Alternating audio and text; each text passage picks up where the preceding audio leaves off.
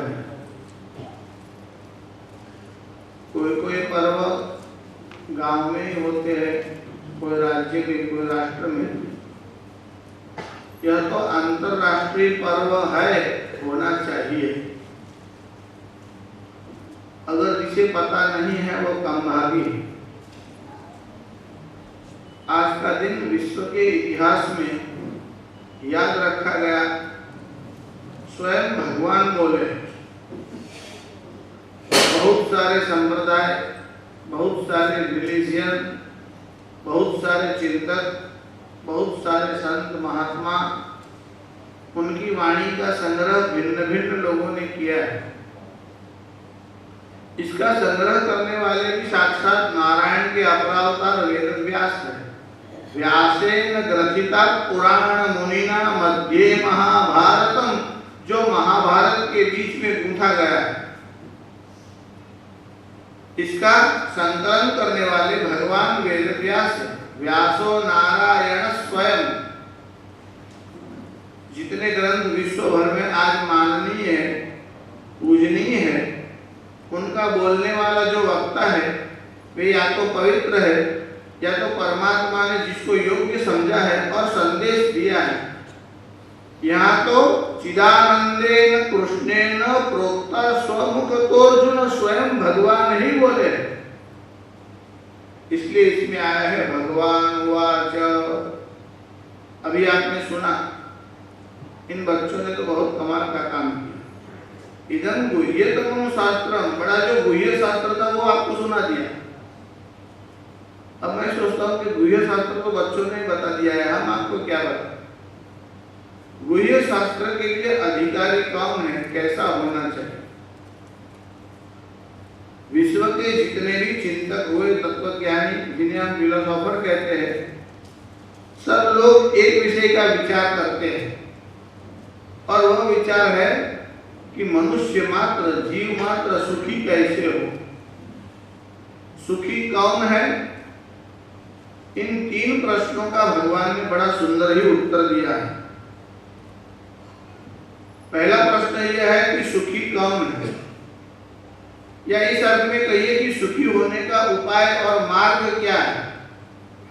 तो पहला प्रश्न सुखी कौन है, दूसरा प्रश्न योगी कौन है, और तीसरा प्रश्न नर कौन है, पुरुष कौन है, जो पुरुषार्थ करने योग्य है वह। इन तीन प्रश्नों का उत्तर भी भगवान बताते हैं। कौन सुखी है, कौन योगी है, कौन नर है, और उसका बनने का मतलब वहां तक पहुंचने का मार्ग भी स्वयं भगवान ही बतलाते हैं। 5वें अध्याय में यह विषय है। यह 5वें अध्याय के 23वें श्लोक में भगवान इन प्रश्नों का उत्तर देते हैं। क्या कहते हैं भगवान? इन तीनों प्रश्नों को एक ही श्लोक में भगवान उत्तर दे देते हैं। भगवान का कहना है, शक्नोति हैव यस्सोढुम् प्राक्शरीर विमोक्षणात् कामक्रोधोद्भवं वेगः सयुक्तस्य सुखी नरः। उसके पूर्व एक श्लोक में थोड़ी भूमिका के लिए बता देता हूं। जो जो सुख जीव मात्र को प्राप्त होता है, इंद्रिय और विषयों के सन्निकर्ष से सुख की प्राप्ति होती है। जब तक ऑब्जेक्ट माने विषय है पर इंद्रियों का उनसे संसर्ग नहीं होता, तब तक सुखानुभूति नहीं होती। तो भगवान कहते हैं, ये ही संस्पर्श जा भोगा दुख योनय एवते आद्यंतवंत कौन्तेय न तेषु रमते बुधा। हे अर्जुन, बुद्धिमान लोग इसमें रत नहीं रहते। किसमें? ये ही संस्पर्श जा भोगा। इंद्रियों के सानिध्य में विषय आता है तो जीव को सुखानुभूति होती है। जैसे मिश्री है, साकर है, जब तक डिब्बे में पड़ी है, कटोरे में पड़ी है, आपको स्वाद नहीं आता, आनंद नहीं आता। पर आपकी जीभ के साथ उसका संस्पर्श सन्निकर्ष हो जाता है तो आपको स्वाद का आनंद आता है। एक फूल है, कहीं दूर बगीचे में खिला है, आपको आनंद नहीं आ रहा, पर आपकी घ्राणेन्द्रिय से जब उसका संबंध होता है तो आपको सुखानुभूति होती है। इस प्रकार से शब्द, स्पर्श, रूप, रस और गंध पांचों विषयों से जीवों को आनंद आता है। देखिए, गीताकार ने ये नहीं कहा कि इनसे सुख नहीं मिलता।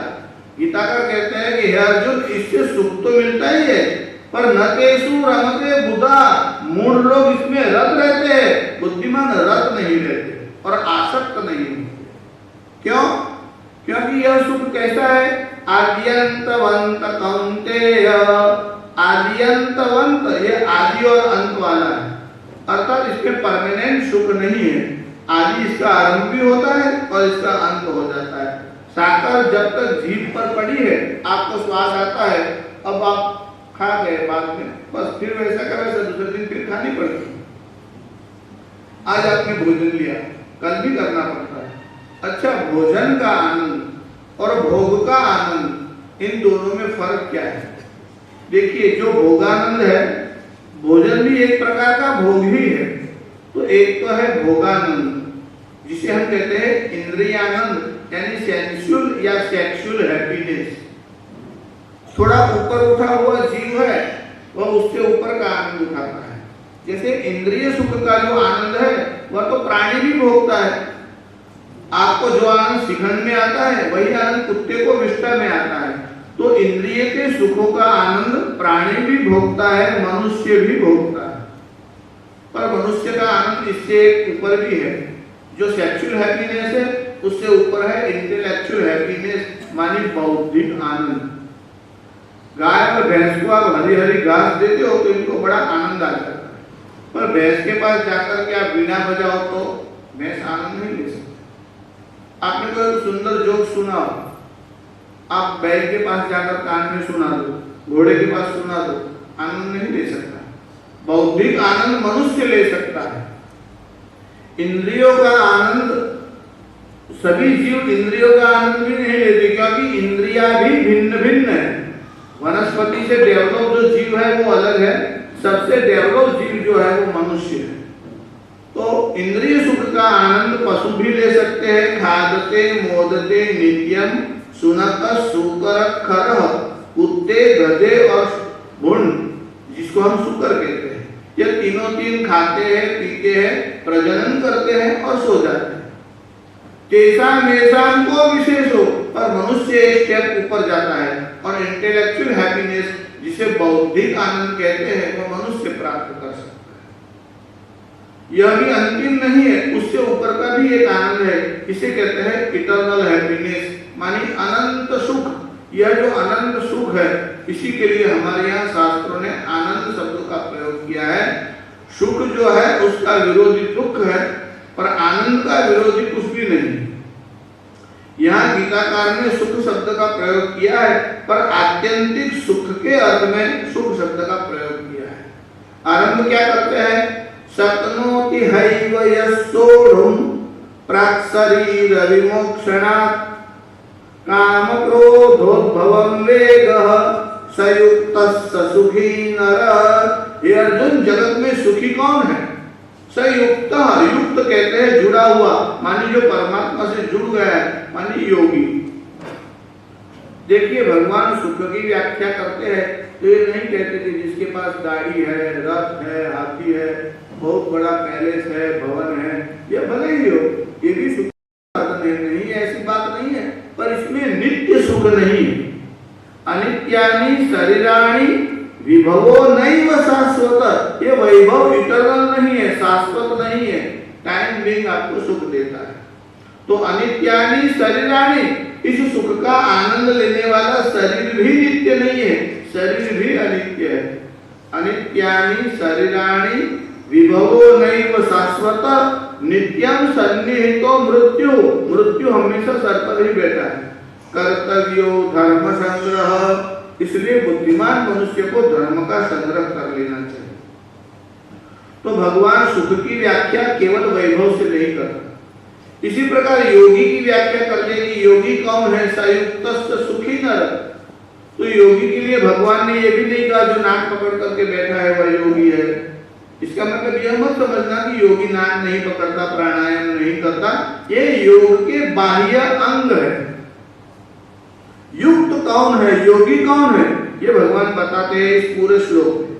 पहले पूरे श्लोक का आपको थोड़ा भाव बता देता हूं। शक्नोत्यैव इह एव मानी इह लोक में।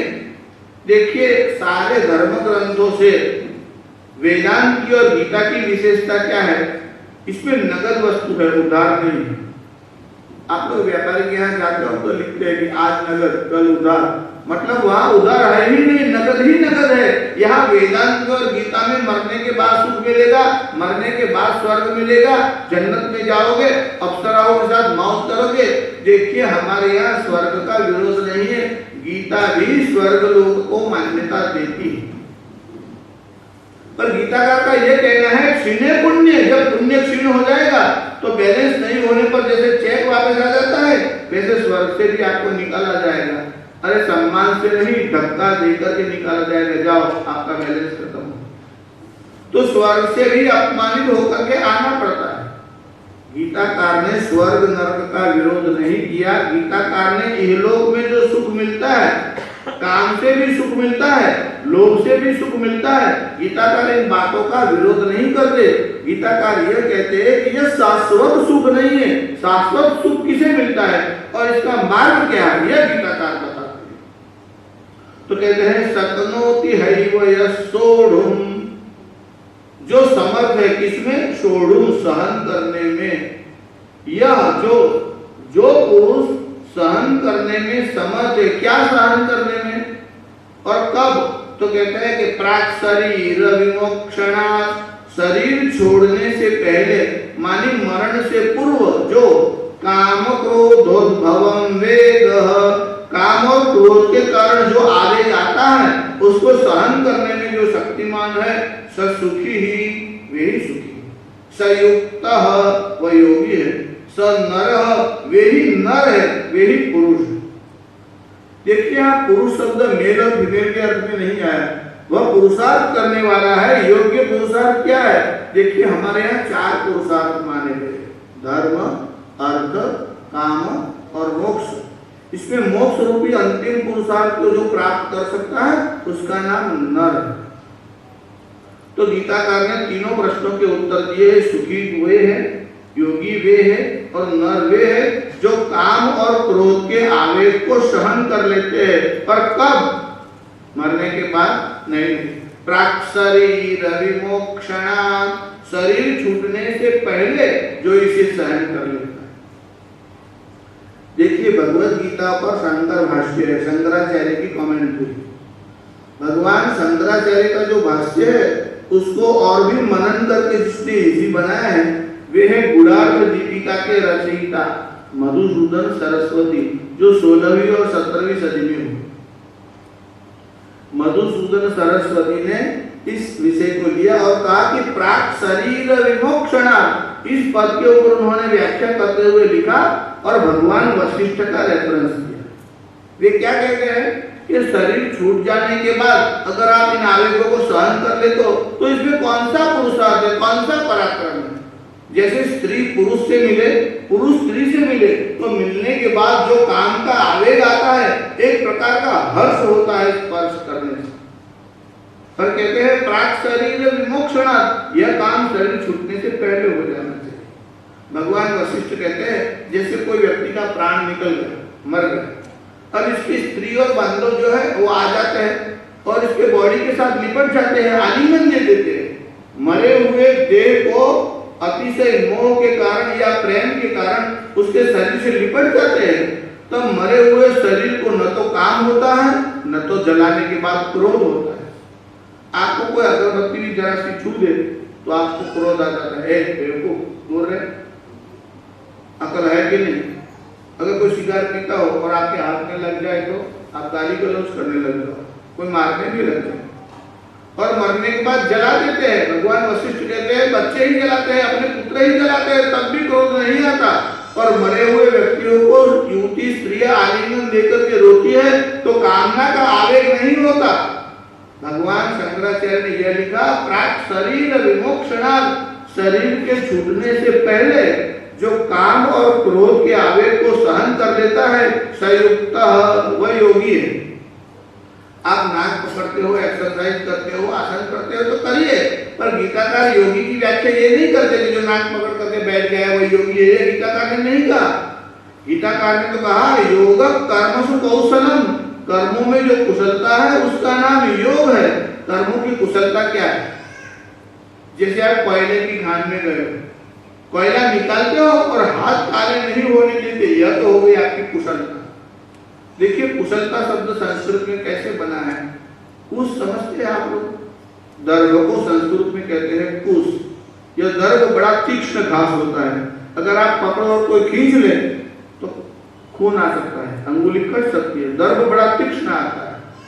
तो जो कुश मानी दर्भ तोड़ने जाए पर खून न निकले मगर उसका हाथ न कटे, ऐसी सावधानी से जो दर्भ को तोड़ता है, कुश को लाता है, उसका नाम तो होता है कुशल।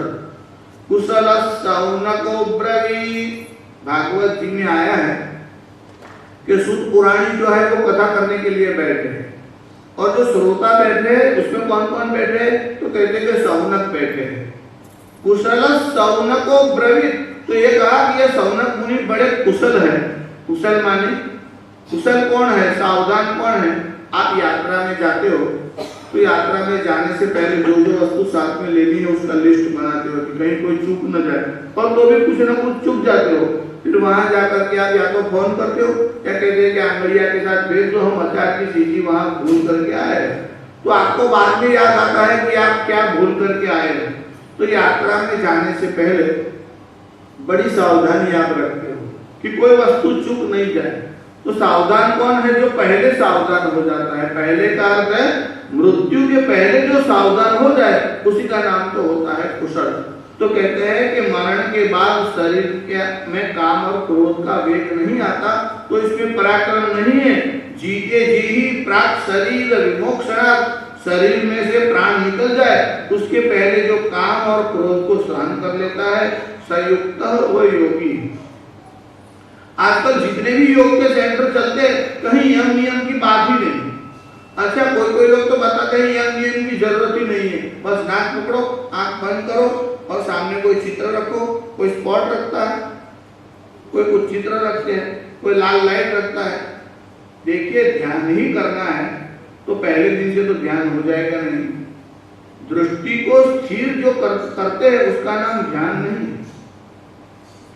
एक बिंदु पर, एक स्पॉट पर किसी के ऊपर आप दृष्टि को स्थिर करते हो उसका नाम तो है कंसंट्रेशन, माने चित्त एकाग्र, सिंगल पॉइंटेडनेस ऑफ माइंड। चित्त एक ही जगह स्थिर हो जाए उसका नाम ध्यान नहीं, उसका नाम तो चित्त एकाग्रता है। तो आप चित्त को एकाग्र बनाने के लिए तो कोई भी काम कर सकते हैं। जैसे आपको पेंटिंग में रस है तो चित्र बनाते बनाते आपका चित्त स्थिर हो जाता है, वह भी चित्त की एकाग्रता है, वह ध्यान नहीं। ध्यान वह है जिसमें परमात्मा का ध्यान किया जाता है, और परमात्मा के कई शब्द ऐसे हैं जिसमें परमात्मा का नाम आया। जैसे प्रणव जो है वो परमात्मा का श्रेष्ठतम नाम माना है। तो आप ओंकार का ध्यान करिए या ओंकार का उच्चारण। आप अपने इष्ट देवता का भी नाम स्मरण कर सकते हो। तज्जपस तदर्थ भावनम, पतंजलि ने यह लिखा है, आप जिसका जप करते हैं उसका ध्यान करिए। तज्जपस तदर्थ भावनम, उसकी भावना करें। तो योगी की व्याख्या करते हुए गीताकार ने कहा काम और क्रोध के वेग को सहन करने वाला योगी है। अब काम क्या है, क्रोध क्या है? भगवान शंकराचार्य ने, जैसे कोई फोटोग्राफर हो कहीं जाता है और कोई चित्र अच्छा लगे उसका वो फोटो ले लेता है। कोई मनुष्य के हृदय में काम प्रवेश हो जाए और वो गलत काम करने लग जाए और कोई उसका फोटो ले ले तो उसके मन में भय आता है कि ये कामी है, ये लंपट है। कोई बड़ा क्रोध करता हो, किसी को मारने जा रहा हो, किसी का मर्डर करने जा रहा हो, और कोई फोटोग्राफर वहां हो, आपके पास मोबाइल हो, आप उसका फोटो खींच सकते।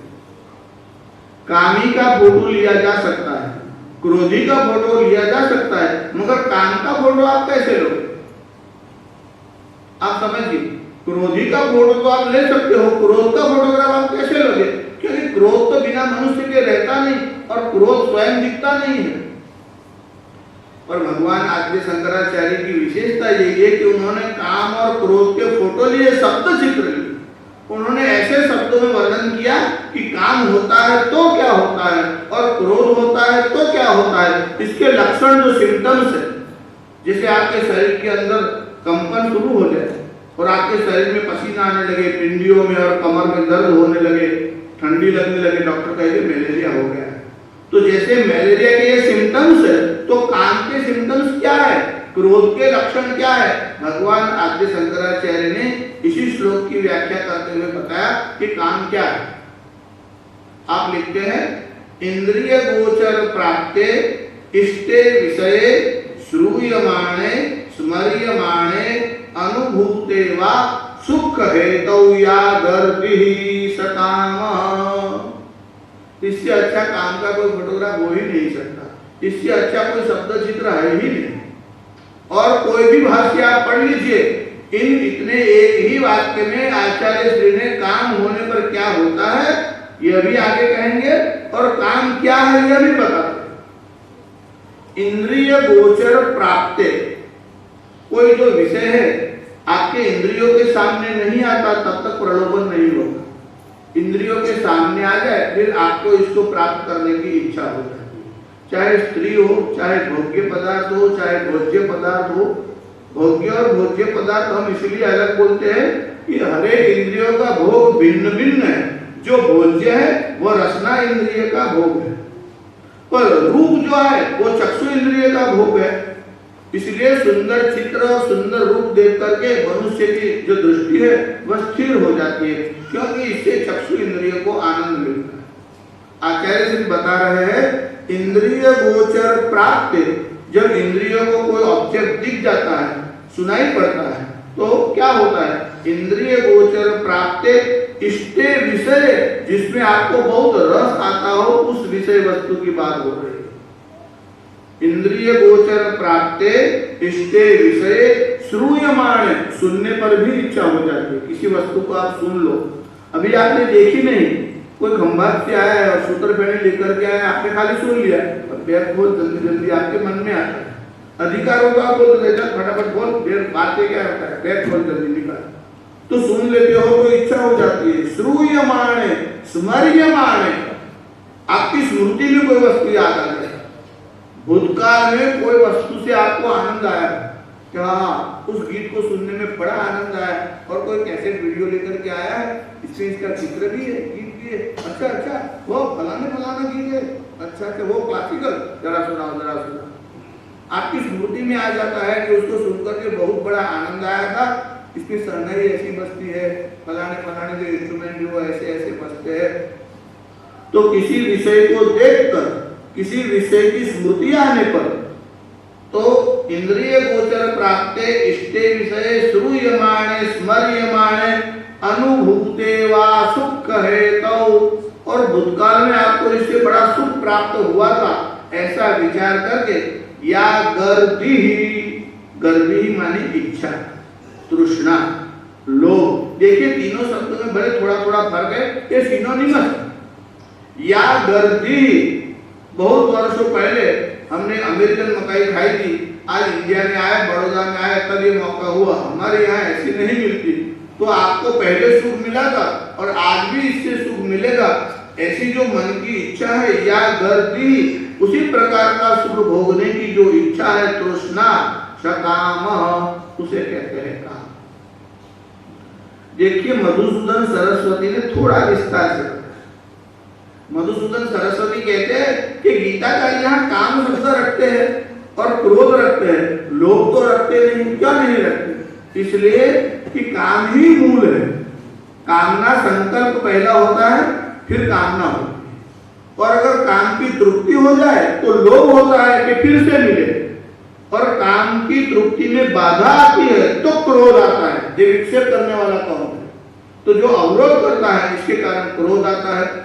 तो काम से ही लोभ भी होता है और काम के कारण ही क्रोध होता है। अब देखिए विषय थोड़ा गंभीर भी है, और मैं आपको ऐतिहासिक बात बताऊं कि जिसमें काम के कारण क्रोध भी हुआ और काम के कारण अधःपतन भी हुआ। देखिए महाभारत के मध्य में ही भगवत गीता आई है, और महाभारत भी ऐसा एनसाइक्लोपीडिया है कि जिसमें सभी प्रकार के विषय आए हैं। महाभारत में एक राजा की कथा, नहुष का पुत्र था जिसका नाम था ययाति। देखिए आप ये सुनते आए हैं कि देव और दानवों का जो संघर्ष है, युद्ध है, वो हमेशा दैवासुर संग्राम होता ही रहता है।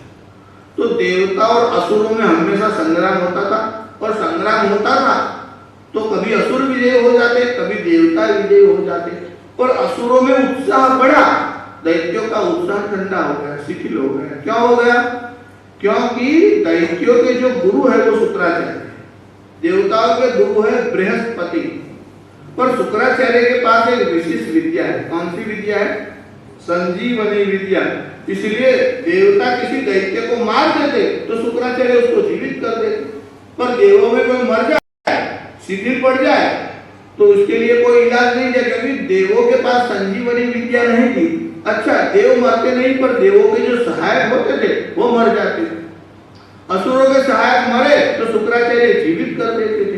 तो अब देवताओं की एक सभा हुई, सभाओं में यह निर्णय किया गया कि हमारे यहाँ भी किसी को इस विद्या को सीख लेना चाहिए। संजीवनी विद्या अगर कोई सीख ले तो हमारा प्रश्न हल हो। कौन सीखेगा? तो कहते हैं कि देवताओं के गुरु जो बृहस्पति थे उनका एक पुत्र था जिसका नाम था कच्छ, और दैत्यों के जो गुरु थे शुक्राचार्य, वे विद्या जानते थे। तो देवताओं ने निर्णय लिया कि हम कच्छ को यह विद्या सीखने के लिए भेज दें। तो कच्छ को बुलाया। कच्छ युवान था, सुंदर था, बुद्धिमान था। कहा कि तुम शुक्राचार्य के पास जाओ, बड़ा विवेक और विनयशील था, और कहा कि संजीवनी विद्या सीखो। अब कच्छ शुक्राचार्य के पास पहुंच गया, शुक्राचार्य को प्रणाम करके कहा, मैं बृहस्पति का पुत्र कच्छ आपको प्रणाम करता हूँ, संजीवनी विद्या सीखने की इच्छा से हम आपके पास आए। शुक्राचार्य ने कहा, तेरा स्वागत है, मैं बड़ा प्रसन्न हुआ, तेरा स्वागत करके मुझे ऐसा ही लगता है जैसे मैं बृहस्पति का सत्कार कर रहा हूँ, तू यहाँ रह और संजीवनी विद्या को सीख। अब शुक्राचार्य इस विद्या को सिखाने लगे। उस समय में असुरों ने विचार किया, अगर ये विद्या सीख लेगा तो हमारी बरोबरी का हो जाएगा। एक ही तो कमी है, देवताओं को यह विद्या नहीं आती। अगर यह विद्या इन्होंने सीख ली तब तो हमारी कंपैरिजन में ये बड़े बलवान हो जाएंगे, दूसरा बल तो इनके पास है, यह विद्या भी आ जाएगी। इसलिए कच्छ को यह विद्या नहीं सीखने देनी चाहिए। गुरु को मना तो कर नहीं सकते, क्योंकि शुक्राचार्य ने कहा हम पढ़ाएंगे, तो गुरु को कैसे कहेगा आप इसे मत पढ़ाओ। मन में यह इच्छा हुई कि कच्छ को न पढ़ने दे, यह विद्या न जानने पाए, पर इसका कोई उपाय नहीं था। तो दैत्यों ने के मन में अशुभ विचार आया। उन्होंने कहा अगर जीवित रहे तो विद्या सीखेगा नहीं, हम पहले कच्छ को ही मार देते। तो मन में गया था गऊ की सेवा के लिए, तो दैत्यों ने इकट्ठे होकर कच्छ को मार दिया। केवल मार दिया नहीं, उसके शरीर के टुकड़े टुकड़े थे और सभी प्राणियों को खिला दिया। और सायंकाल का समय हुआ। देखिए शुक्राचार्य की एक कन्या थी, उसका नाम था देवयानी। इसने कच्छ को देखा कि यह बृहस्पति का पुत्र है, विद्या सीखने आया है। एक तो युवान था, सुंदर था, बुद्धिमान था, जिज्ञासु, विवेक और विनय से संपन्न था। तो देवयानी के मन में इसके प्रति थोड़ा आकर्षण हुआ कि यह बहुत सुंदर है, और ये शाम तक लौटा क्यों नहीं, कहीं दैत्यों ने मार तो नहीं किया होगा। अपने पिता से कहा, पिताजी कच्छ अभी तक लौट करके नहीं है, आप किसी प्रकार से उसे बुलाइए। तो जैसे ही शुक्राचार्य ने आवाज दी, कच्छ बेटे यहाँ आओ। अब गुरु की आज्ञा हुई तो उसके शरीर के तो टुकड़े हो गए और प्राणियों को खिला दिए गए। तो उन प्राणियों का शरीर चीर चीर करके वो कच्छ के जो शरीर के टुकड़े थे वो बाहर आ गए और वहां इकट्ठे हो गए। शुक्राचार्य ने संजीवनी विद्या के प्रभाव से कच्छ को जीवित किया। कुछ समय बाद दैत्यों ने फिर से मारा। दैत्यों ने मन में विचार किया, एक बार ये बच गया है, दूसरी बार मार लो। देवयानी की प्रार्थना से शुक्राचार्य ने दूसरी बार भी कच्छ को पुनर्जीवन दिया। अब दैत्यों ने विचार किया, कोई ऐसा ही काम करे कि न रहे बांस न बजे बांसुरी, छिन्ने मूले नहीं वो वृक्षों शाखा, मूल पर ही प्रहार करते हैं ताकि आगे पहुंचे नहीं। क्या करना चाहिए? उन्होंने कच्छ को मार दिया और कच्छ के शरीर को जला दिया।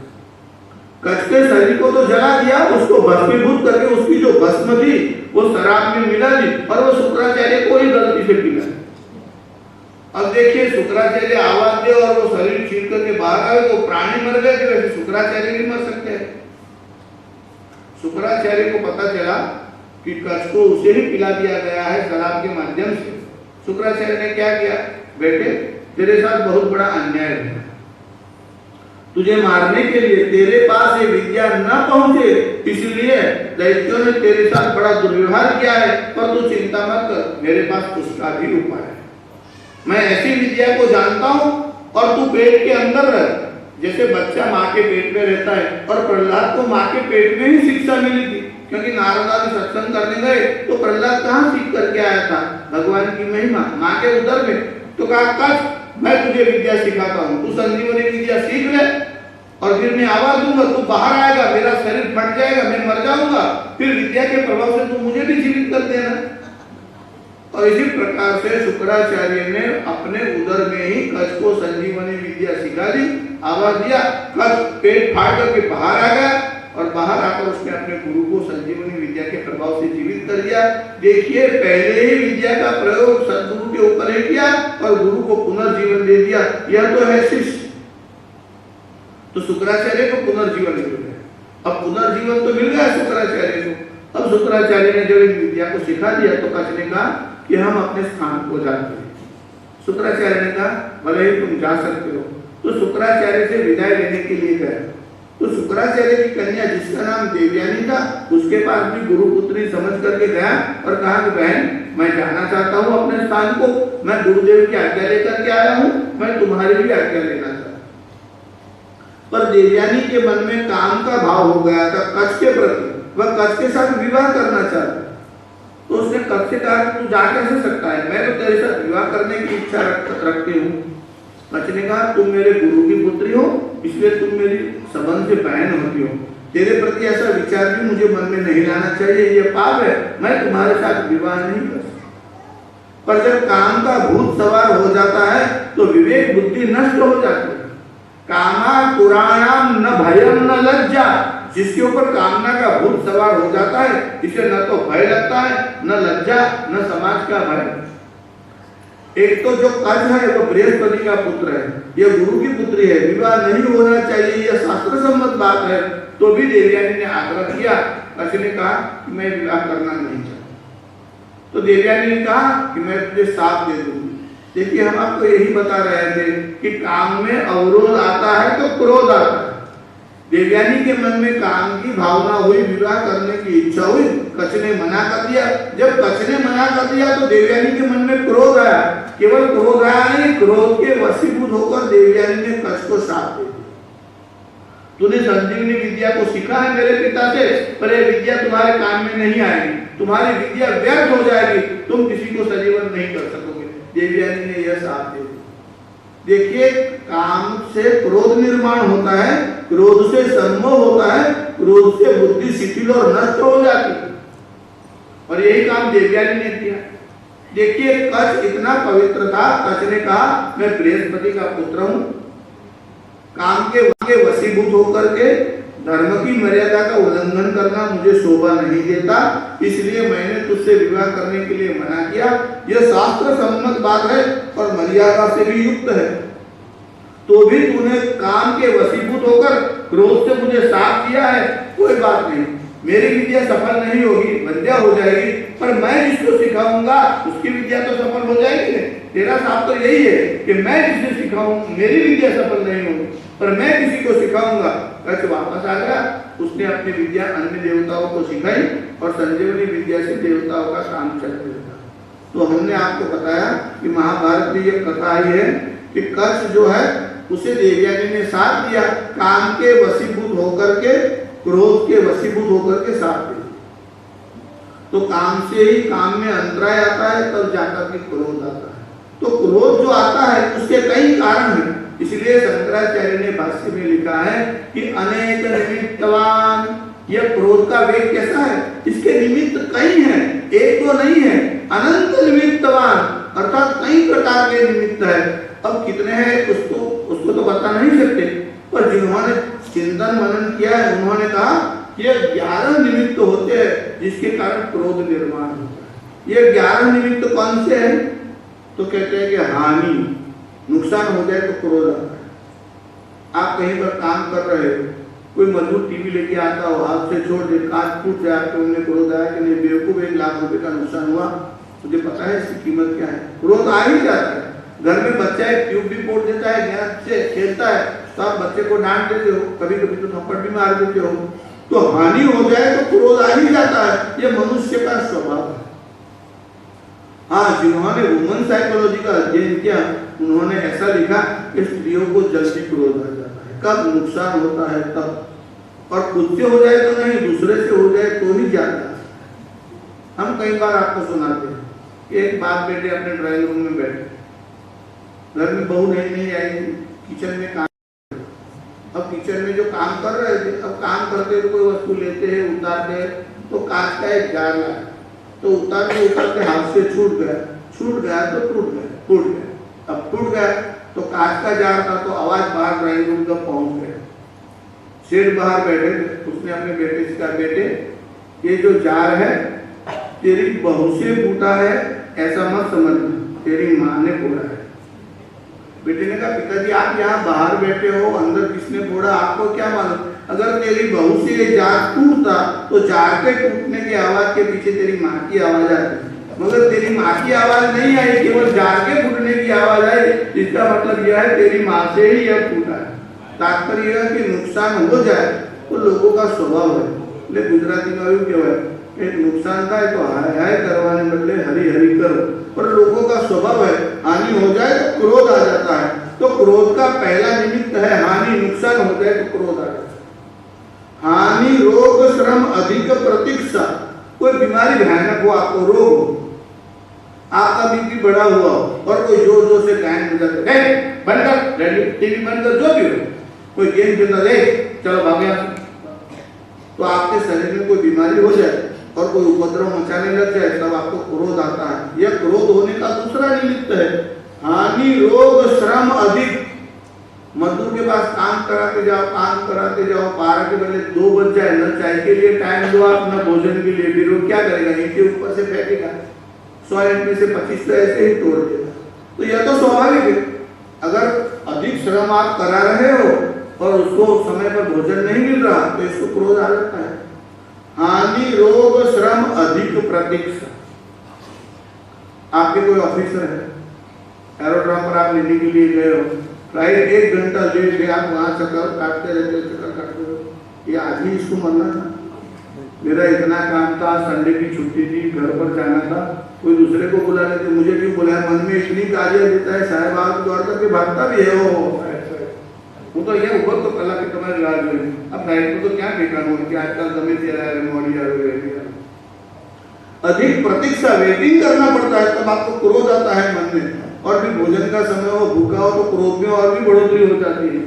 तो हानि, रोग, श्रम अधिक प्रतीक्षा, मान हानि, कोई आपका अपमान कर दे तो क्रोध आता है। क्या हुआ चाणक्य के साथ? धनानंद ने चाणक्य का अपमान किया, और अपमान तो क्या, चाणक्य ने प्रतिज्ञा कर ली, तेरा ही नहीं तेरे पूरे वंश का नाश करूंगा, तेरे राज्य का नाश करूंगा, और चाणक्य ने करके दिखाया। चाणक्य बहुत क्रोधी थे।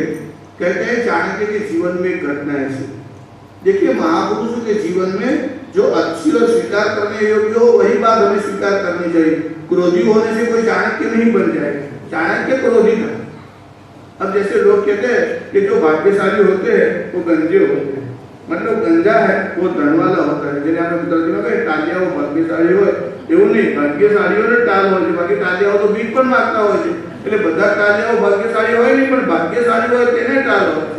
તો ચાણક્યની જેમ ગુસ્સો કરશો એટલે તમે બુદ્ધિમાન થઈ જશો, રાજનીતિમાં એવું ન સમજશો। ચાણક્યમાં બીજા એટલા બધા ગુણ છે, ચાણક્ય की गुणों की कोई सीमा नहीं, पर चाणक्य में क्रोध बहुत था। पर चाणक्य का क्रोध वैयक्तिक स्वार्थ के लिए नहीं था।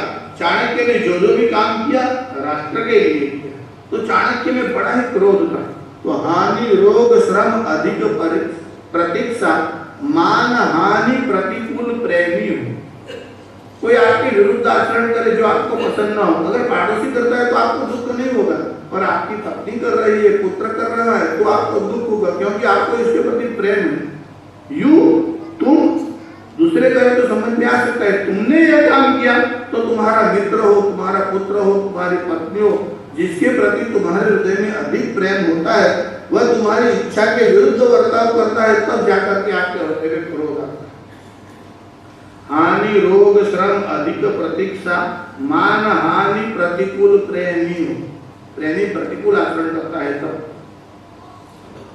तप अबूझ, लोग तप तो करते हैं पर बुद्धिमत्ता से युक्त नहीं करते, अबूझ तप करते हैं। अबूझ तप क्या करते हैं? अब कोई कोई लोग मौन लेते हैं। मौन जो है वो तो समझदारी से होता है तभी श्रेष्ठ, पर कोई काष्ठ मौन माने लकड़े जैसा, बोलता नहीं पर अंदर से तो सब बोल ही रहा है। झुझलाहट तो होती है। अब चाय का समय हो गया है, अब वो घर में कोई बच्चा खड़ा है, उसको बोला अब वो बच्चा समझ नहीं रहा क्या अब बोलता है। अब वो बच्चा भी सामने बोलता नहीं है, तुझे क्या मौन है? मौन तो इसको है। और कभी कभी लोग मौन वाले के सामने जाते हैं, वो भी मौन होता है। अब वो दोबारा कहता है, वो अंदर से पानी का गिलास उसने ऐसे सर पर आ दूसरा कोई तो बोला वो समझा कि दूसरा गिलास, अब क्रोध बढ़ता ही जाता है। अब पत्नी आई, कहा सुबह तो आपने चाय पी, अरे दूसरी बार पीनी है, तो बोल नहीं सकता, क्या कर? ऐसे ऐसे तर्क क्यों करते हो? झुंझलाहट होती है। अब क्रोध करने से तो तप से जो पुण्य होता है उसका नाश होता है। यहाँ तक शास्त्रकारों ने कहा कि 100 वर्ष का यज्ञ करते रहे और क्रोध करिए, सारे यज्ञ का फल नष्ट होगा। तो क्रोध न करना, अक्रोध परायण। इसलिए जो कर्मकांड पूजा करने जाते हैं, इसमें जो ब्राह्मण आते हैं उनका परिचय करवाते हैं, तो आचार्य कहते हैं कि देखो यहाँ सब ब्राह्मण आए हैं, कैसे तपस्वी है, नियम का पालन करने वाले हैं, स्वाध्याय करने वाले हैं। अक्रोध परायण, आप बोलते हैं अक्रोध परायण, सबसे ज्यादा क्रोध ब्राह्मणों को आता है। दुर्वासा का थोड़ा थोड़ा अंश आ जाता होगा, इसलिए ब्राह्मणों को कुछ ज्यादा ही क्रोध आता है। पर इसके निमित्त कई हैं। शंकराचार्य तो लिखा है अनेक निमित्तवान, इसलिए यावत मरणम, जब तक मरण हो जाए न विश्रम्भणीय, उसका विश्वास न करे। आज क्रोध को जीत लिया, कल नहीं आएगा ऐसा मत समझो। आज बच गए हो, कल न भी बचो, पर इसके वेश से जो बच जाता है, सयुक्त हो योगी है, ससुखी, वही तो सुखी। देखिए अंतराय और रहस्य प्रकट हो, और भी इसके 3 निमित्त बताते हैं। अंतराय माने ऑब्स्टिकल, आप कोई काम करने जाते हो, आपको बहुत जल्दी जाना है और कोई बाइक आगे से लाकर खड़ा हो गया तो उतर करके बीच में से हट। एक तो आपको जल्दी है और वो बीच में आकर के खड़ा हो गया, और वो कहता बाइक नहीं चलती तो धक्का मार कर यहाँ से हट। तो अंतराय, यह तो व्हीकल का अंतराय। कई प्रकार के अंतराय होता है। कोई मानसिक भी ऐसी वस्तु होती है जिसमें आपको विक्षेप मालूम होता है। कोई धन के लिए अंतराय करता है। आपने बोल दिया कि 3 तारीख को तुम्हारे पैसे पहुंच जाएंगे, क्योंकि तुम्हें कोई 2 तारीख को पैसा दे जाने वाला था। अब 2 तारीख को पैसा देने के लिए नहीं आया तो आप पहुंच गए, बेवकूफ, तेरे लिए मुझे सुनना पड़ेगा, कल मैंने वादा कर लिया है, आज कैसे दे दे? तो आपके कार्य में बाधा पड़ रही है, क्योंकि अगर वो 2 तारीख को नहीं देता तो आपका वादा झूठा हो जाएगा, तो आपके मन में क्रोध आ जाता है, तो आप अनसट बोलने लग जाते हो। तो अंतराय और रहस्य प्रकट हो। आपका सीक्रेट जो है वो कोई किसी को बता दे, सीक्रेट खुल जाए तो आदमी को भय तो रहता है, क्रोध भी आता है। बच्चा भी खोल दे तब भी क्रोध तो आता ही। कहते हैं कि एक पार्टी बम्बई से बड़ौदा आती, तो व्यापार के किसी कारणवशात उसको आना, सुबह की ट्रेन 7 बजे, अब ये तैयार हो गया बैग लेकर के कि इसकी एक लड़के का लड़का था, मतलब इसका पौत्र था, वो आया, दादा मैं आपके साथ चलूं। दादा ने कहा मैं काम से जा रहा हूँ, तुझे दूसरी बार ले जाऊंगा। नहीं मुझे तो आज ही चलना है। अरे मान जा, मैं तुझे बाद में ले जाऊंगा, मैं तो बड़ौदा जा रहा हूँ, काम के लिए जा रहा हूँ, वहाँ कारखाने में तेरा कोई काम नहीं है, अपन बगीचे में चलेंगे। बच्चे तो हट ही करते, नहीं मैं तो आज ही चलूंगा, इसको तो कुछ सुनना ही नहीं, मैं तो आज ही चलूंगा। तो उसने विचार किया, बात करता है तो चलो ले बच्चे को ले लिया। अब बच्चे को ट्रेन में बिठा लिया, इसका तो रिजर्वेशन था, बच्चा तो बाद में तैयार हुआ, इसलिए उसकी टिकट तो ली नहीं थी, और ट्रेन आगे ही प्लेटफॉर्म पर आगे ही सीधा चढ़ गया।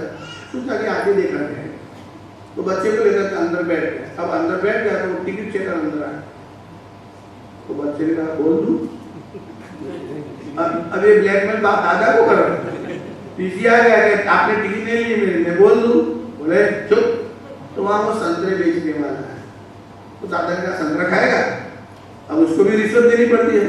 अब ये रिश्वत ही है, चाहे संतरा दो चाहे रुपया दो। बच्चे के मन में विचार है दादा ऐसे तो खर्च करते नहीं, अच्छा है संतरा दे देते तो कहा 2 दूंगा, दादा ने कहा 3 ले, तो दादा ने संतरे ले 3 ले। कितने में आइसक्रीम वाला आके दादा हूँ आइसक्रीम, बोला अभी तो संतरे का बोल दू, और इसके बाद तो संतरा का है तो बोल दू। अब वो टीसी की ओर देखकर बोले बोल दू, दादा के मन में आया 250 रुपया दंड हो जाएगा, टिकट के पैसे अलग लग जाएंगे, इसी अच्छा है 5-25 रुपया खर्च हो जाए तो आइसक्रीम खिला दे। तो आपका तो रहस्य प्रकट करने जाए तो आपको क्रोध भी आता है और आप इसको दबाने की भी चेष्टा करते हो। अंतराय अरु रहस्य प्रकट हो, ये क्रोध के भिन्न भिन्न निमित्त है। पर जब काम और क्रोध शरीर में व्याप्त हो जाते हैं तो शरीर की स्थिति क्या हो जाती है? शंकराचार्य ने उसका भी शब्द चित्र बहुत अद्भुत बताया। वो कहते हैं कि जब शरीर में यानी आपके हृदय में काम प्रविष्ट हो जाता है, देखिए वस्तुतः काम अंदर सोया हुआ है, हृदय से हृदय प्रदेश में वो सोया हुआ है, काम खाली जागता है, प्रविष्ट होता है। या तो हम आपको व्यवहार में बतलाते हैं, वस्तुतः काम हृदय में ही रहता है और वहां सोया हुआ है, मौका देखते ही जाग जाता है। और जब वो जाग जाए तो शरीर पर इसका प्रभाव क्या होता है? रोमांचन, हृष्ट नेत्र वदनादि लिंग, अंतःकरण प्रक्षोभ रूप कामोद्भवो वेग। देखिए शंकराचार्य ने काम जग जाए तो शरीर में क्या स्थिति होती है, और इसका आगे का पद जो गीताकार ने प्रयोग किया है कि कामोद्भवो वेग, उस वेग शब्द की व्याख्या मधुसूदन सरस्वती ने। कोई वस्तु सरल समझकर आचार्य से भी छोड़ देते, जैसे उपनिषद और वेदांत के जो विद्यार्थी हैं उनको यह पढ़ाया जाता है कि आत्मा के विषय में पहले श्रवण करना चाहिए, श्रोतव्यो मंतव्यो निधिध्यासितव्य, फिर मनन करना चाहिए, फिर निधिध्यासन करना चाहिए। तो शंकराचार्य ने जो भाष्य लिखा उसका मनन मधुसूदन सरस्वती ने किया, और उसके पर भी ध्यान करके किसने कमेंट लिखी? शंकरानंद करके एक विद्वान को। तो आचार्य श्री का भाष्य पहले आप श्रवण करो, फिर मधुसूदन सरस्वती की गुणार्थ दीपिका को आप पढ़िए, तो आपको इसका जो रहस्य है वो मालूम पड़ेगा। और शंकरानंद की आप टीका को पढ़िए, आपको इसमें और भी आनंद आएगा। तो आचार्य ने लिखा कि रोमांचन, जब काम शरीर में आते हैं तो पहले तो रोमांच होता है, रोंगटे जो है वो खड़े हो जाते हैं, शरीर में एक प्रकार का हर्ष आनंद हो जाता है।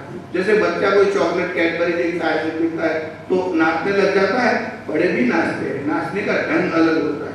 बड़े बड़े कुशल होते हैं, वे छिपा लेते हैं, अपने आवेग को प्रकट नहीं करते, वे छिपा लेते हैं, पर शरीर में रोमांच होता है। रोमांचन, हृष्ट नेत्र वदनादि लिंग, आंखों में और चेहरे पर प्रसन्नता है। और अगर इसमें कोई बाधा करे तो पति पत्नी ने रविवार को विचार किया है कि आज पिक्चर देखने जाना है, 1 महीने से सिलसिला चल रहा है, कोई न कोई काम आ जाता है, अब दोनों तैयार हो गए, बड़ा हर्ष है मन में कि आज पिक्चर देखने जाते हैं। जैसे ही बाहर जाए और गाड़ी की चाबी हाथ में ले और गेस्ट आ जाए तो मन में कहेगा इसको आज ही आना था, ये काम। तो आपकी कामना जो है, इच्छा जो है, इसमें बाधा पहुंचती है तो आपके मन में दुख होता है। पर दुख होते हैं, इसके परिणाम भिन्न भिन्न होते हैं। एक तो मन में आपको अच्छा नहीं लगता, पर आप वाणी से नहीं बोलते, मन में सोचता है कोई बात नहीं। केवल पिक्चर की बात नहीं है, तो हम आपको दृष्टांत के रूप में बता रहे। कभी कोई विक्षेप हो जाता है और आपके मन में गुस्सा हो जाए, व्यापारी लोग बड़े चतुर होते हैं, वो कभी मुंह से बोलते ही नहीं, पता ही नहीं चलता, सोचते रहे मौका आने दो, मौका आने दो, मैं इसको ब्याज सहित पाठ पढ़ाऊंगा। तो व्यापारी लोग बड़े कुशल होते हैं, मुंह से पता नहीं चलता, क्रोध तो आता है पर मौके की राह देख करके शांत रहते हैं। तो ये मत समझिए क्रोध नहीं है, पर जब तक प्रकट नहीं होता है तब तक द्वेष है, और प्रकट हो जाए तब इसको क्रोध कहते हैं। और क्रोध वाणी में आ जाए तब हिंसा, और फिर पहले वाणी से फिर हाथ से। यह क्रोध का क्रम है। आपको गुस्सा तो आया पर आप बोले कुछ नहीं, और कभी ऐसा हुआ कि आप एकदम चिढ़ कर कहा हराम को, अब यह हो गई हिंसा। तो यह तो हो गई वाचिक हिंसा, यानी वाणी से जो हिंसा हुई। एक होती है शरीर से, जैसे आपने थप्पड़ मार दिया तो ये शरीर से हुई, ये हिंसा का उत्कृष्ट है। तो पहले मन में द्वेष आता है, इसलिए क्रोध की व्याख्या भी आचार्य जी ने इतनी अद्भुत बताई। क्रोध च आत्मन प्रतिकूलेषु दुख हेतुषु दृश्यमानेषु श्रूयमानेषु अनुभूते वा यो द्वेषः स क्रोधः। आत्मा को जिससे दुख होता है, ऐसी अप्रिय वस्तु को देखकर, सुनकर या अनुभव करके आपके हृदय में जो द्वेष हो जाता है उसको कहते हैं क्रोध। देखिए शास्त्रों में यह कहा है क्रोधाग्नि, कामाग्नि, क्रोध को अग्नि कहा है, काम को अग्नि कहा है। हमारे तुलसीदास जी वेदांत के बड़े बड़े सिद्धांतों को बहुत सरल भाषा से समझाते हैं। उत्तर कांड में कुछ प्रश्नों के उत्तर तुलसीदास जी बताते हैं। इसमें यह कहा है कि काम, वात, कफ, लोभ, अपारा। देखिए शरीर के 3 शत्रु है, वात, पित्त और कफ। वे जब मात्रा में ठीक होते हैं तो कोई आपत्ति नहीं, इसकी मात्रा जब बिगड़ जाती है तो शरीर पर वे हावी हो जाते हैं और आपको बड़ी पीड़ा पहुंचाते हैं। तुलसीदास जी को खगोल का भी ज्ञान है, आयुर्वेद शास्त्र का भी ज्ञान। अब वो क्या बताते हैं कि काम जो है वह वात, वायु की तरह है। ऐसा है कि वायु जो है वो स्थिर नहीं रहता, गति करता रहता है। यह काम जो है आज इसकी कामना करता है जीव, कल उसकी कामना करने लगता है। कामना से इसका जी भरता ही नहीं है। और अगर कोई ऐसा समझे कि मैं काम भोग लूं और मन प्रसन्न हो जाएगा, ऐसा नहीं है। इसी में ययाति की जो कथा हमने आपको बताई उसी कथा को आगे बताया है। हम देवयानी का प्रसंग आपको बता रहे कि देवयानी और शर्मिष्ठा जो वृषपर्वा नाम के राजा की कन्या थी, आपस में झगड़ा हुआ। निमित्त साधारण था। निमित्त ऐसा था कि एक तो गुरु की कन्या है और एक राजा की कन्या है। दोनों मिलकर के जल क्रीड़ा करने के लिए वन की ओर गए। तो वहां स्नान करने के लिए वे दोनों गए और वस्त्र वहां रखे थे। इतने में हवा का झोंका आया, वस्त्र आपस में मिल गए। दोनों के वस्त्र एक जैसे थे। यह भी संभव है कि राजा ही लाया हो और दिया हो। तो दोनों के वस्त्र एक दूसरे में मिल गए। तो शर्मिष्ठा और देवयानी स्नान करके बाहर आए तो देवयानी पहले आ गई, तो उसने शर्मिष्ठा के वस्त्र पहन लिए। अब वस्त्र अदला बदली हो गए। राजा की कन्या ने देखा, अरे इस ब्राह्मण की लड़की ने मेरे वस्त्र पहन लिए। तो ये शर्मिष्ठा है वो चिढ़ गई। उसने कहा, अरे तू तो भिक्षु ब्राह्मण की कन्या है, ये तो राजकन्याओं के वस्त्र है, ला मेरा वस्त्र निकाल दे। तो आपस में झगड़ा करने लगी। झगड़ा धीरे धीरे इतना बढ़ गया कि शर्मिष्ठा ने धक्का मार दिया तो वहां एक कुआं था। देवयानी कुएं में गिर गई। अब यह शर्मिष्ठा जो थी वो तो धक्का मार करके अपने घर पर आ गई। देवयानी अंदर कुएं में। उसी समय ययाति नाम का राजा घोड़े पर बैठ करके वन में शिकार के लिए निकला और यह कुएं में चिल्ला रही, कोई मेरी रक्षा करो, कोई मेरी रक्षा करो। तो ययाति वहां आया, उसने कुएं में देखा कि कोई कन्या है अंदर गिरी हुई है। तो राजा वहां आया और देवयानी ने अपना हाथ दिया और राजा को कहा, मेरी सहायता करो, मुझे बाहर निकालो। तो दाया हाथ दिया। देखिए हमारे यहाँ स्त्रियां पहले इतनी मर्यादा रखती थी कि पर पुरुष को स्पर्श नहीं करती। आजकल ऑफिसों में शेक हैंड करना बुद्धिमानी समझी जाती है और अपने आप को लोग मॉडर्न समझते हैं। यह हमारी भारतीय कल्चर संस्कृति है, इसमें स्पर्श नहीं होता। और आपद धर्म किसे कहते हैं? जो आपत्ति में करना पड़े। जैसे स्त्री को स्पर्श नहीं करना चाहिए पर स्त्री, पर कोई डूब रही है और आपको तैरना आता है तो आप जाकर उसे निकाल लाइए, तब आप जो स्पर्श करते हो वो ग्राह्य है, सही है, क्यों? वो आपद धर्म है। अब ये कुएं में गिरी हुई थी तो निकालने के लिए हाथ तो पकड़ना ही पड़ता है। पर देखिए उसमें भी शास्त्रकारों ने मर्यादा बताई है। कैसी मर्यादा बताई है? शिव पुराण की कथा है जो कालिदास ने भी लिखी। कुमार संभवम कालिदास का बहुत अच्छा नाम। अभी कालिदास की स्तुति और विषय कहाँ बताऊं? मैं तो आपको इतना ही बता रहा हूँ कि गौरी मानी पार्वती तप कर रही है और भगवान शंकर जो है वृद्ध ब्राह्मण का रूप लेकर के वहां परीक्षा करने के लिए आए। तो वहां हिमालय में तो बर्फ आच्छादित प्रदेश था, तो बर्फ में कभी कभी दरारें पड़ जाती है। तो इसमें भगवान शंकर का जो चरण था वो उस दरार में फंस गया। तो बाहर निकलने के लिए प्रयत्न कर रहे थे। गौरी वहां समीप में तप कर रहे थे, बाहर नहीं निकला। तो उन्होंने सहायता के लिए अपना हाथ जो था वो गौरी की ओर बढ़ाया। गौरी ने मन में विचार किया, ब्राह्मण है और वह भी वृद्ध है, तो स्पर्श करने में आपत्ति नहीं है। एक तो ब्राह्मण है, तपस्वी है और वृद्ध है और आपत्ति में है और सहायता मांग रहा है। तो गौरी ने अर्थात पार्वती ने, पर्वत की पुत्री होने से उसका एक नाम पार्वती, अपना हाथ बढ़ाया। फिर हाथ बढ़ाते बढ़ाते विचार आया कि नहीं, मैंने तो भगवान शंकर से ही विवाह करने का विचार किया है, इसलिए मेरा दक्षिण हस्त है वो तो मैं शंकर के लिए ही रखती हूँ और अपना बाया हाथ बढ़ाया, पर दाया हाथ दूसरे को नहीं दिया। जब उसने बाया हाथ बढ़ाया तो उसकी मनोभावना जान करके भगवान शंकर बड़े प्रसन्न हुए, वहीं प्रकट हो गए। तात्पर्य यह कि दाया हाथ तो नहीं दे, पर कोई आपत्ति में है तो रक्षा कर सकते हैं।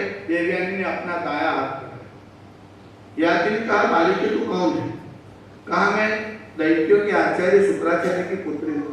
ययाति ने मन में विचार किया, मैं एक क्षत्रिय हूँ, ये ब्राह्मण की कन्या है, ब्राह्मण की कन्या का हाथ मुझे नहीं पकड़ना चाहिए, क्योंकि यह धर्म से विरुद्ध है। जो विवाह होते हैं वो अनुलोम और प्रतिलोम दो प्रकार के होते हैं। अनुलोम उसे कहते हैं जिसमें पुरुष से स्त्री की जाति नीची हो, इसे अनुलोम कहते हैं, और जिसमें स्त्री से पुरुष की जाति नीची हो, इसको प्रतिलोम कहते हैं। तो अनुलोम विवाह तो फिर भी सही है, ग्राह्य नहीं है, सही है, इसको सहन किया जा सकता है, पर प्रतिलोम विवाह ग्राह्य नहीं करना चाहिए, यानी ब्राह्मण की कन्या को क्षत्रिय के साथ विवाह नहीं करना चाहिए। तो देवयानी का हाथ पकड़े कि नहीं, इस विचार से वो रुक गया। तो देवयानी ने कहा, जब मैं तुम्हें कहती हूँ तो तुम मेरा हाथ पकड़े और मुझे बाहर निकाली। तो देवयानी ने कहा, आप मेरे साथ विवाह करें। कहा कि तुम्हारे पिता की पहले आज्ञा लो, क्योंकि तुम ब्राह्मण हो, मैं क्षत्रिय हूँ, यह विवाह अधर्म विवाह है, अगर आचार्य आज्ञा देते हैं तब मैं सोचूंगा। देवयानी आई, शुक्राचार्य की पूरी हिस्ट्री बताई और कहा कि आपत्ति में इसकी मेरी सहायता की, मैंने इसका स्पर्श किया है, इसलिए मैं दूसरे पुरुष का स्पर्श करना नहीं चाहती, पिताजी आप मुझे आज्ञा दीजिए। शुक्राचार्य ने कहा, बेटी बात तो राजा की सत्य है, धर्म के अनुसार है, तू जीत क्यों करती है। अब इसके आगे हमने आपको एक घटना बताई थी, कच्छ और देवयानी। उसमें देवयानी ने कच्छ को साथ दिया कि तेरी जो विद्या है वो निष्फल हो गई। तब कच्छ ने भी सामने साथ दिया था। वो साथ ऐसा था कि कोई ब्राह्मण कुमार जो है वो तेरा साथ विवाह नहीं करेगा, इसीलिए उसको वो साथ याद आया, ये क्षत्रिय है और मुझे ये साथ मिला है, तो मेरा विवाह तो क्षत्रिय या दूसरे किसी से हो सकता है, तो क्षत्रिय से नीचे की कास्ट में तुम्हें विवाह कर ही नहीं सकती। इसलिए देवयानी ने शुक्राचार्य को सारी घटना सुनाई।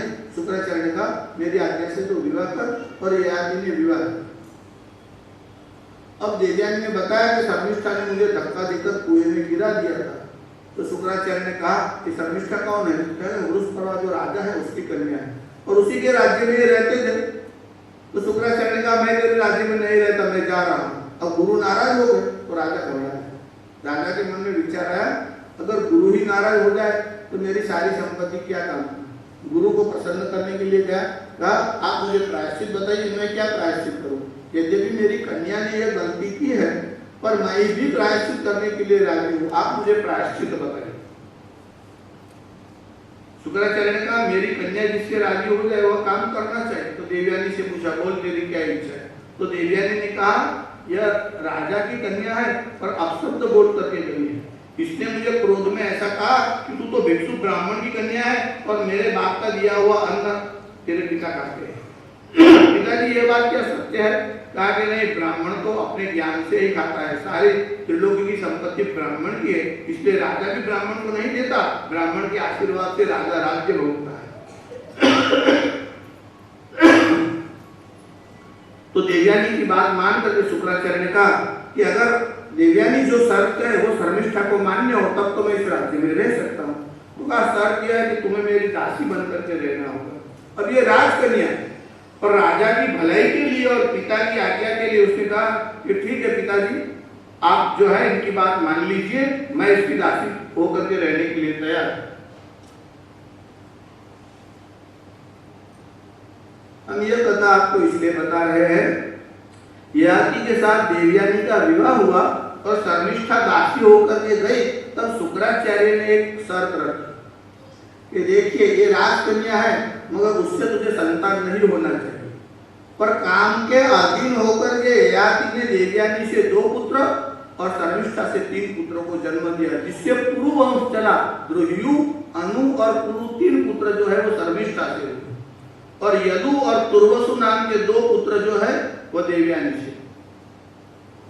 तो एक बार जब उससे गलती हो गई और शुक्राचार्य को पता चला कि इसने शर्त का भंग किया है, तो शुक्राचार्य ने चिढ़ करके ययाति को साथ दिया कि तू इतना लंपट और कामी है, तू वृद्ध हो जाएगा। और ययाति वृद्ध हो गया। अब तो आपत्ति किसको हुई, उसकी कन्या को हुई, क्योंकि उसका पति वृद्ध हो गया। तो कन्या ने प्रार्थना की, पिताजी इसमें तो हानि मेरी हुई है। तो कहा ययाति ने भी कि मुझे आप युवान बना दीजिए। शुक्राचार्य ने कहा, एक शर्त हो सकता है, अगर तेरे पुत्र में से कोई तेरा बुढ़ापा ले ले और उसकी यौवनी दे दे, तब तो तू युवान हो सकता है, हम आपको ये बता रहे हैं कि कामना का लोभ कैसा होता है। अंतःकरण प्रक्षोभ रूप वेग काम, अंतःकरण में जो प्रक्षोभ हो जाता है कामना के कारण, न करने जैसा काम भी मनुष्य काम के कारण कर बैठता है। तो ययाति ने अपने पुत्रों से कहा कि हमें तुम्हारा यौवन चाहिए। इसके पहले यदु को कहा कि काम और शरीर का सुख भोग करके मुझे तृप्ति नहीं हुई, तेरी युवानी मुझे दे दे। यदु ने कहा पिताजी माफ करना, मैं अपने यौवन नहीं दे सकता, क्योंकि बुढ़ापे में बहुत दोष है, मैं अभी से बूढ़ा होकर के क्या करूंगा, अभी तो मैंने जीवन का कोई सुख भोगा ही नहीं। तो ययाति चिढ़ गया। काम क्रोध परिणमे, कामना में अंतराय आता है तब क्रोध निर्माण होता है। काम क्रोधोद्भवो वेगम संयुक्त सुखी नर। तो गीताकार ने कहा कामना में अंतराय आता है तो क्रोध आता है, तो इसकी यह कामना थी कि मैं जुआन हो जाऊं, इसमें अंतराय आ गया। यदु ने मना की तो ययाति ने यदु को साथ दे दिया, जा तेरे वंश में कोई राजा नहीं। और हुआ ऐसा, उस यदु के वंश में भगवान श्री कृष्ण का प्रादुर्भाव हुआ। श्री कृष्ण यदुवंशी है, इसलिए श्री कृष्ण राजा नहीं बने। श्री कृष्ण किंग मेकर है, किंग नहीं है। उन्होंने कईयों को राजा बना दिया, वे राजा नहीं बने। हम इनको द्वारकाधीश कहते हैं, बाकी वे राजा नहीं। तो कामना में अंतराय आने से क्रोध हुआ और अपने ही पुत्र को शाप दे दिया। फिर शेष पुत्र को भी शाप दिया, पर पुरु नाम का एक पुत्र था, उसने कहा कि मैं अपनी जुवानी देता हूँ, और पुरु से यौवन लेकर के बुढ़ापा दे दिया। फिर बाद में कथा ऐसे है कि उसकी युवानी वापस हुई। पर 1000 वर्ष तक युवानी रह करके इतना सुख भोगा, इतना सुख भोगा, अंत में हार कर ययाति ने क्या कहा, उसका निर्णय क्या आया, न जातु कामानाम उपभोगे न साम्यति हविष्या कृष्णवत् में व भूय एवा विवर्धते। अग्नि में आहुति पर, घी डालने पर अग्नि शांत नहीं होता, अधिक ही प्रज्वलित होता है। इसी प्रकार इच्छाओं की पूर्ति करने पर इच्छा समाप्त नहीं होती, इच्छा बढ़ती ही जाती है, बढ़ती ही जाती है। तो यह काम और क्रोध का वेग कैसा है, शंकराचार्य के भाष्य ऊपर स्पष्टीकरण करते हुए गुणार्थ दीपिका में मधुसूदन सरस्वती ने लिखा कि काम क्रोधोद्भवो वेग। यहाँ गीताकार ने वेग पद जो रखा है वो क्या सूचित करता है कि नदी वेगेन, नदी का जो वेग होता है उसकी साम्यता के कारण काम और क्रोध को भी वेग कहा है। नदी का वेग कैसा है, जैसे कोई छोटा सा पुल आता है और नदी में बाढ़ है तो उस पुल को बहा करके ले, कोई बहुत बड़ा मत्स्य है, तिमिंगल जैसा मत्स्य है, और एक बार जो प्रवाह आता है तो इसे भी खींच करके ले जाता है। बड़े बड़े विद्वानों को भी काम का जो आवेग है, क्रोध का जो आवेग है, वह घसीट करके ले जाता है। जिस प्रकार नदी का वेग आपको घसीट करके गड्ढे में गिरा देता है या अंदर डुबो देता है, इसी प्रकार काम और क्रोध का वेग बड़े बड़े विद्वानों को भी डुबो देता है, मार देता है। कहते हैं हमारे यहाँ जैमिनी नाम के एक ऋषि हुए जिन्होंने पूर्व मीमांसा नाम का दर्शन लिखा। षड दर्शनों का जो अध्ययन करते हैं उनको पता है। तो पूर्व मीमांसा के रचयिता जो जैमिनी नाम के ऋषि वेदव्यास के साथ बैठे। वेदव्यास ने भागवत जी की रचना की, महाभारत की रचना की, तो उसमें उन्होंने लिखा भगवान वेदव्यास ने कि कामना का वेग कैसा होता है कि विद्वान सम्मति कर सती, विद्वान के चित्त को भी खींच करके ले जाता है। तो जैमिनी ने वेदव्यास से कहा कि आपने यह लिखा है कि काम का वेग ऐसा होता है जो विद्वान को भी घसीट करके ले जाता है। हम इस बात को मानते हैं, पर आपने यहाँ जो विद्वान पद लिखा है तो मुझे ऐसा लगता है विद्वान को क्यों, साधारण मनुष्य को घसीट करके ले जा सकता है, मगर विद्वान को कैसे घसीटेगा। वेदव्यास ने कहा अगर आपको इसमें क्षति मालूम पड़ती है तो हम इसको ठीक कर लेंगे, हम थोड़ा विचार करते हैं, हम 1 सप्ताह बाद फिर मिलते हैं। वेदव्यास वहां से चले। जैमिनी ऋषि वन में आश्रम में कुटीर बना करके रहते। अब जैमिनी अपने कुटीर में आ गए, वर्षा काल की ऋतु थी, अपनी कुटीर में बैठे थे, जोर जोर से बिजलियों के साथ वर्षा हो रही थी। अब जब वर्षा हो रही थी तो किसी स्त्री की आवाज आई, तो सहायता के लिए जैमिनी ऋषि बाहर आए तो देखा तो वर्षा में स्त्री भीग रही थी और ठंड के कारण कांप रही थी, शरीर उसका पूरा भीग गया। तो जैमिनी ने कहा अरे आप भीग रही है, आपको बहुत ठंड लग रही है, आप सूखे वस्त्र पहन लीजिए। उसने कहा मेरे पास तो दूसरे वस्त्र नहीं है, मैं तो यहाँ वन में ही हूँ। तो जैमिनी ने कहा हमारे आश्रम पर आओ, हम आपको दूसरे वस्त्र देते हैं। जैमिनी अपने आश्रम में गई। फिर जैमिनी ने कहा आप कुटिया के भीतर आ जाओ, यहाँ अग्नि है इसलिए थोड़ी आपकी ठंड है शांत हो जाएगी, आप अंदर आ जाइए, शीत निवारण के लिए अग्नि का उपयोग कीजिए। तो अग्नि जल रहा था, उसके वस्त्र भीगे हुए थे। अब भीगे हुए वस्त्र में उस स्त्री को देख करके जैमिनी के मन में काम का वेग जो है वो निर्माण हुआ है। तो जैमिनी ने कहा कि तुम्हारा विवाह हुआ है, अब जिसकी आप सहायता करते हो इसका विवाह हुआ है कि नहीं, ये पूछने की क्या जरूरत है।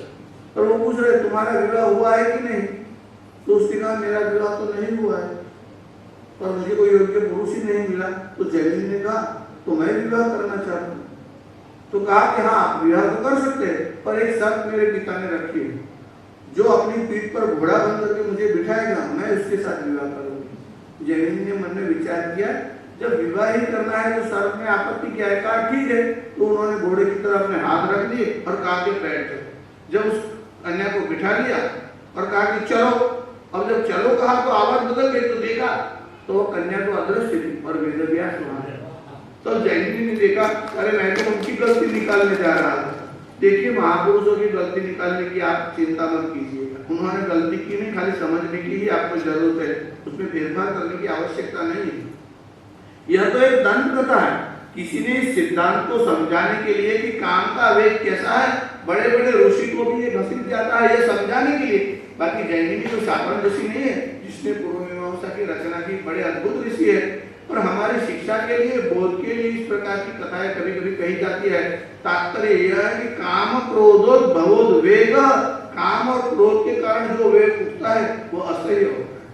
जिस प्रकार कामना से वेग उठता है तो रोमांच होता है, हर्ष होता है, इसी प्रकार क्रोध होता है तो शरीर में क्या क्या लक्षण दिखाई पड़ते हैं। भगवान आद्य शंकराचार्य ने उस क्रोध के स्वरूप को बताते हुए भाष्य में लिखा है कि गात्र प्रकंप प्रस्वेद संदष्टौष्ठपुट रक्त नेत्रादिलिंग क्रोधोद्भवो वेग।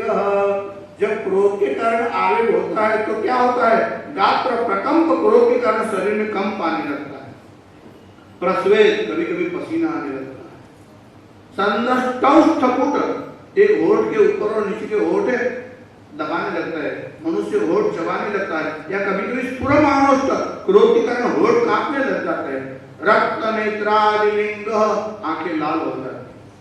जब भगवान शंकर ने सती का समाचार सुना कि सती ने दक्ष के यज्ञ में अपने शरीर को छोड़ दिया है, हो गए नेत्र सब रक्त वर्ण, मन में क्रोधाग्नि भड़क उठी, उनकी आंखें लाल लाल हो गई। तो क्रोध के ये सब लक्षण है। देखिए इन लक्षणों का शब्द चित्र या तो वेदव्यास बता सकते हैं या शंकराचार्य बता सकते हैं। शंकराचार्य ने गीता के भाष्य में बताया और भगवान वेदव्यास ने महाभारत में बताया। भगवान वेदव्यास ने कब बताया, जब दुशासन आया और द्रौपदी का चीर खींचने लग गया और द्रौपदी सभा में चीखने लगी रक्षा के लिए, कोई उठा नहीं, कोई मदद के लिए नहीं आया। जब यह चीर खींचने लगा और इधर तो भगवान ने ही ऐसी लीला की कि चीर जो है वो देते ही गए। दुशासन खींचते खींचते थक गया, पर जब वो रजस्वला धर्म में एक वस्त्र में थी और जब चीख रही थी और तब भीमसेन ने सभा में प्रतिज्ञा की, तब भीमसेन की स्थिति कैसे हुई, तो कहते हैं कि उसका हाथ और शरीर कांपने लग गया और गदा को पकड़ी तो गदा भी हिलने लग गई, ऐसा उसके शरीर में कंप आ गया, नेत्र सारे लाल हो गए। और सभा में भीमसेन खड़ा होकर के अपनी भुजाओं को ऊपर उठाकर मुष्टिका बंद करके उसने प्रतिज्ञा की कि मैं आज सारी सभा और सबके सामने यह प्रतिज्ञा करता हूँ कि जिसने द्रौपदी का एक चीर खींचा है, युद्ध भूमि में मैं उसकी छाती को चीर करके उसका कर्म कर रक्त पीऊंगा। तात्पर्य यह है कि क्रोध आ जाए तो आंखें लाल हो जाती है, शरीर में कंप आ जाता है, क्रोध के कारण सांस तेज से चलने लगते हैं। सारे के सारे लक्षण महाभारत में दिखाई पड़ते हैं या तो शंकराचार्य के भाष्य में दिखाई पड़ते हैं, ये भगवान वेदव्यास बता सकते हैं या तो आचार्य बता सकते हैं। तो कहा जो इस काम और क्रोध के वेग को सहन कर लेता है, प्राक शरीर विमोक्षणात्, जीवित अवस्था में संयुक्त व योगी, ससुखी वही सुखी है, ससुखी नरः। देखिए यहाँ नर शब्द की व्याख्या भी मधुसूदन सरस्वती जी ने की। वे कहते हैं कि नर कौन है, ब्रह्म विद्या से विरोध करने वाले जो कर्म है, न रमते, उसमें जो रममान नहीं होता वह नर है। और आहार निद्रा निद्रा भयमैथुनंच सामान्य मेतद पशुभिर नराणाम, पशुओं में और नर में कोई वस्तु कॉमन है, कौन सी, आहार मानी भोजन करना, निद्रा मानी सो जाना, भय प्राणी को भी भय लगता है। मैथुनंच और काम सुख यह मनुष्य में और प्राणियों में कॉमन है, पर प्राणी इससे अधीन हो जाता है और नर वे है जो इस वेग को अधीन नहीं होता। ऐसा जो पुरुष है वही योगी है, वही सुखी है। यह गीताकार ने बताया कि शक्नोति हैव यस्सोढुम प्राक्शरीर विमोक्षणात्। यह शरीर छोड़ने से पहले काम क्रोधोद्भवम वेग, काम और क्रोध के वेग को जो सहन कर लेता है, सयुक्तस्य सुखी नर सर्वेत्र सुखिनः सन्तु सर्वे सन्तु निरामया सर्वे भद्राणि पश्यन्तु मा कश्चित् दुःखभाग् भवेत्। ओम शांति।